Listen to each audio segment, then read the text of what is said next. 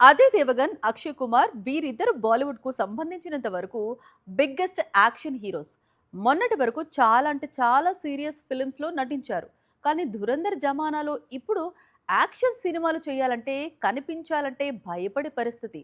అందుకే రూట్ మార్చి comedy movie చేస్తున్నారు. ధురంధర్ చిత్రాల విడుదల తరువాత బాలీవుడ్ హీరోలు ఇప్పుడప్పుడే యాక్షన్ చిత్రాలు చేసేందుకు ఆసక్తి చూపించడం లేదు. అందుకే ఏళ్లుగా యాక్షన్ హీరోలుగా వెలిగిన అక్షయ్, అజయ్ దేవ్గన్ ఇప్పుడు కామెడీ రూట్ తీసుకున్నారు. ధురంధర్ 2 బ్లాక్ బస్టర్ తరువాత బాలీవుడ్ కొట్టిన ఇమ్మీడియట్ హిట్ భూత్ బంగ్లా.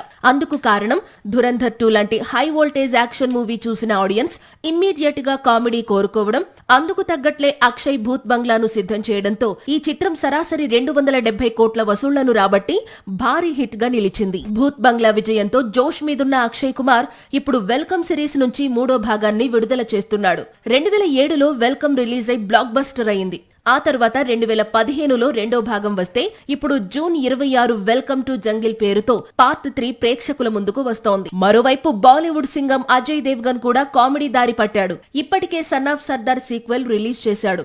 ఇప్పుడు ధమాల్ సిరీస్ లో 4వ భాగాన్ని రిలీజ్ కు రెడీ చేస్తున్నాడు. 2007 నుంచే ధమాల్ సిరీస్ బాలీవుడ్ ప్రేక్షకులను అలరిస్తూ వస్తోంది. అందుకే 4వ భారీ తారాగణంతో 200 కోట్ల భారీ బడ్జెట్ తో నిర్మిస్తున్నారు. జూలై 10న ధమాల్ 4 రిలీజ్ అవుతోంది. సాక్షి టీవీ ప్రసారాలను నిలిపివేయడం చట్టరీత్యా నేరం. సాక్షి టీవీ ప్రసారాల కోసం మీ స్థానిక కేబుల్ ఆపరేటర్ని వెంటనే సంప్రదించండి. డిటిహెచ్లో, ఇంటర్నెట్లో కూడా సాక్షి టీవీ ప్రసారాలను వీక్షించవచ్చు.